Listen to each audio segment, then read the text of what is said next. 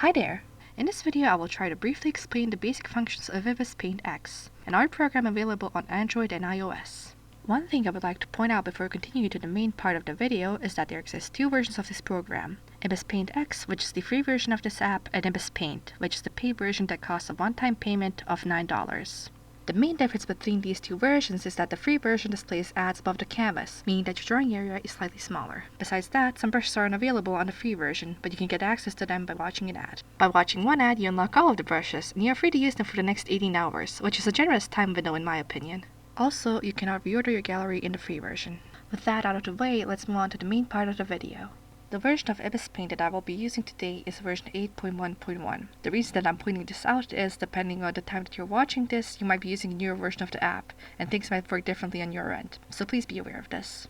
On the start screen you can see three main buttons, as well as a gallery of images from other artists scrolling down below them. The two buttons on the right, Collection and Online Gallery, are related to the social part of the app, which I will not cover in this tutorial. In the top right corner you can see two smaller buttons. The one with the question mark takes you to a website where you can find tutorials made by IbisPaint, while the other lets you adjust the settings for the app. Pressing the My Gallery button leads you to the gallery of your artworks. In the bottom left corner you can see a plus button, which lets you create a new canvas. There are some presets, but you can select your own canvas size by using the sliders. Take a note of the message under the sliders. It shows you that the larger the canvas size, the quality of the image will be higher, but at the cost of the speed of the program. Generally, the program will have no problems on newer devices, but if you're on an older device like me, it's better to keep the canvas size smaller. After you create a canvas, it will appear in the gallery. Pressing on it, you can see a close-up of it with the title of the art in the lower left corner, as well as the time spent on it in the right corner. Below is a toolbar with buttons that let you watch playback of your progress, check the info of the art or type it out, show your artwork with others, and a button that opens up a menu with more options. Pressing the edit button takes you back to the art, so you can continue working on it. Entering the canvas, you can now see several buttons located around it. I'll start off with the bottom part of the screen where the main tools are located. The first thing that we see are two sliders that change the size and the opacity of the tool that you're currently using. Below the sliders is a toolbar with buttons. Moving from left to right, the first button allows you to quickly change between the eraser and the brush.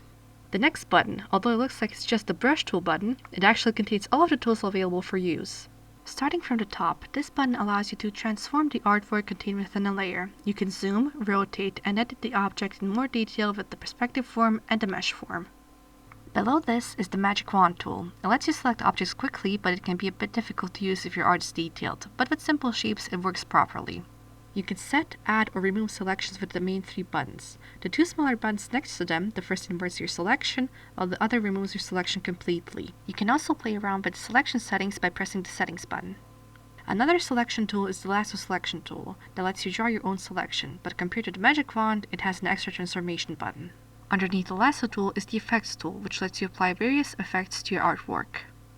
Moving on to the tools that you'll be using the most, the brush and the eraser tools can be customized when pressing this button in the horizontal toolbar. You can choose the type of brush or eraser that you want to use, and you can even customize it to your own liking by pressing the arrow next to it. Next up we have the Smudge tool. When you use it on a line, for example, it gets distorted in the direction of your smudge. Below the Smudge tool is the Blur tool, which lets you blur your art. It's helpful when you want to play around with the depth of field within your artwork. The Liquify pen allows you to edit your artwork by dragging, shrinking, expanding, or smoothing it, as well as reverting it in case you're not satisfied with the results. Next up is the Paint bucket, with which you can fill an area with the color of your choosing, but be careful with this tool if you do not have gap detection turned on. If there is even a small opening, the color will leak out to the rest of the canvas. There's also an eraser bucket option to quickly remove parts that you do not want anymore. The Text tool lets you add text to your canvas. You can choose the font, size, style, spacing, and background of your text. Then we have the Freemaker tool. With this tool you can quickly create panels for an art piece, and it's really helpful for making comics.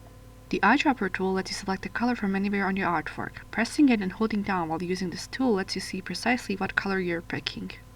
And the last button in the line opens up more options for editing the canvas. Skipping over the brush and eraser settings button since I've covered it earlier, we get to the color picker. Opening it up, we are greeted with the color wheel where you can choose the hue, saturation, and luminosity of your color. The black button on the top with the white arrow moves you to a new screen where you can drag and drop the colors into a menu, effectively making your own palette.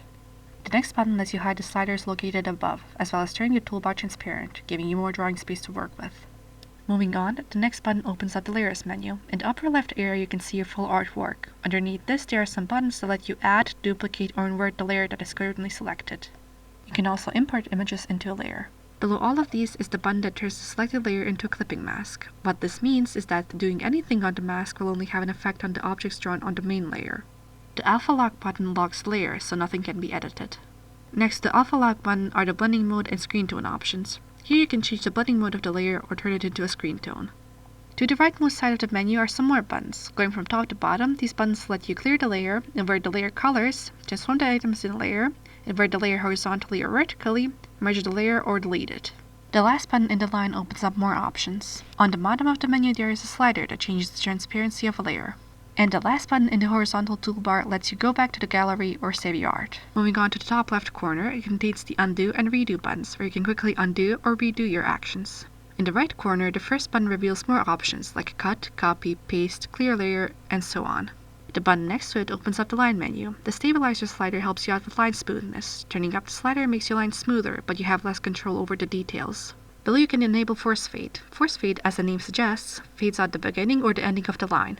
At the very bottom, you can access the drawing tool. By selecting a shape, you can continuously draw it onto your canvas until you turn it back off. The next button in line gives you a selection of rulers you can use, and the very last button gives you access to various patterns and textures to use in your art. And with that, we come to the end of the video. I hope this video helped you, and I hope you don't mind the audio quality.